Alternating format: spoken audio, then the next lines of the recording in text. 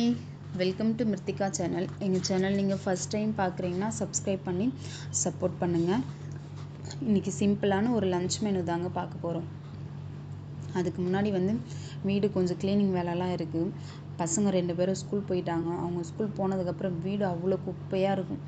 ஒவ்வொன்றா எல்லாத்தையும் எடுத்து நம்ம தொடச்சி க்ளீன் பண்ணி வைக்கணுங்க. அவங்க எப்போதும் போல் ஸ்கூல்லேருந்து வந்தாலும் வீடு அதே மாதிரி தான் ஆகும். ஆனால் வேறு என்ன பண்ணுறது, க்ளீன் பண்ணி தான் வச்சுருக்கேன். இது எல்லாத்தையுமே தொடச்சி வச்சதுக்கப்புறமா வீடு கூட்டணும். வீடு கூட்டுறதுக்கு முன்னாடி ரெடி பண்ணி வச்சுட்டு இருக்கேன். காலையிலே சாதம் வடிச்சிட்டேங்க. பசங்களுக்கு டிஃபன் கொடுத்து அனுப்பிச்சிட்டேன். வீடெல்லாம் கூட்டிட்டு நைட்டு ஊற வச்ச துணி நைட்டே துவைச்சிட்டேன். நைட்டு துவைச்ச துணி நான் இன்னும் காய வைக்காமையே இருக்கேன். அதனால் வீடு கூட்டி முடிச்சதுக்கப்புறம் துணி தாங்க காய போடணும். நான் துணியெல்லாம் உள்ளவே தான் காய வச்சுப்பேன். அதிகமாக இருந்ததுன்னா மட்டும்தான் வெளியில் காய வைப்பேன். கம்மியாக இருக்கிற டைம்லலாம் உள்ளவே கயிறு கட்டி வச்சுருக்கேன். உள்ளவே போட்டுப்பேன். இது முடிச்சதுக்கப்புறம் மாப் போடணுங்க. மாப் போட்டு முடித்தா தான் கொஞ்சம் க்ளீனாக இருக்கும். அதனால் மாப் போடுறேன். மாப் போட்டுட்டுக்கப்புறமா இன்றைக்கி ரசமும் சவுச்சவு கூட்டும் தாங்க பண்ண போகிறேன். அதனால் அதுக்கு தான் ரெடி பண்ணி வச்சுருக்கேன். காயெல்லாம் நான் ஏற்கனவே கட் பண்ணி வச்சுருக்கேன்.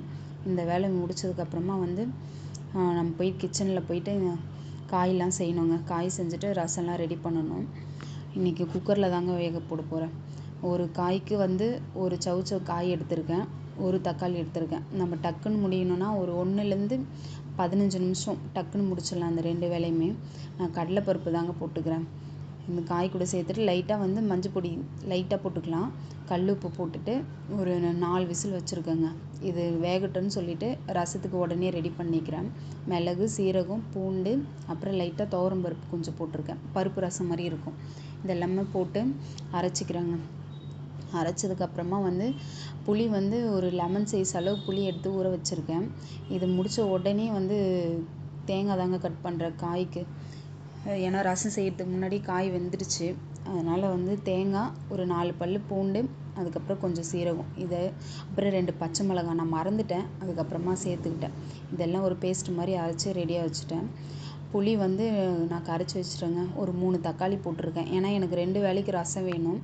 அதனால் இதை ஃபில்ட்ரு பண்ணி வச்சுக்கிறேன். அதனால தான் 3 தக்காளி போட்டிருக்கேன். இது மிளகு சீரகம்லாம் அரைச்சிட்டேன்.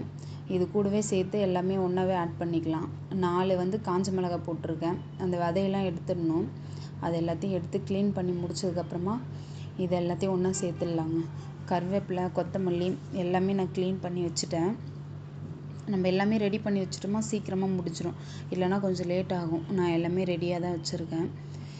இது எல்லாமே போட்டுட்டு அப்புறம் லைட்டாக மஞ்சள் பொடி போட்டுக்கணுங்க. பெருங்காயம் நம்ம அதிலே கூடவே போட்டுக்கலாம். அப்புறமா நம்ம இந்த அரைச்சி வச்சிருந்த மிளகு சீரகம்லாம் போட்டுட்டு கல் உப்பு கொஞ்சம் போட்டுக்கிறேங்க. இதெல்லாமே கரைச்சிட்டு காரம், உப்பு இதெல்லாம் கரெக்டாக இருக்கான்னு பார்த்துக்கலாம். அதுக்கப்புறம் எண்ணெய், கடுகு இது போட்டதுக்கப்புறம் இதை போட்டு தாளிச்சிடலாங்க.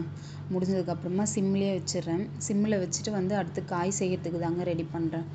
எண்ணெய் ஊற்றிட்டு லைட்டாக கொஞ்சம் கடுகு போட்டுக்கிறேன். கருவேப்பிலை வச்சுருக்கேன். அதை போட்டதுக்கப்புறமா நம்ம வேக வச்ச காயை இது கூட சேர்த்துக்கலாம்.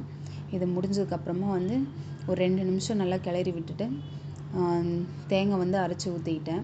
அதுக்குள்ளே ரசம் ரெடி ஆகிடுச்சு. கொத்தமல்லி தூவிட்டு அது வேறு பாத்திரத்தில் மாற்றிட்டேன். இதை நல்லா கிளறி விட்டுக்கலாங்க.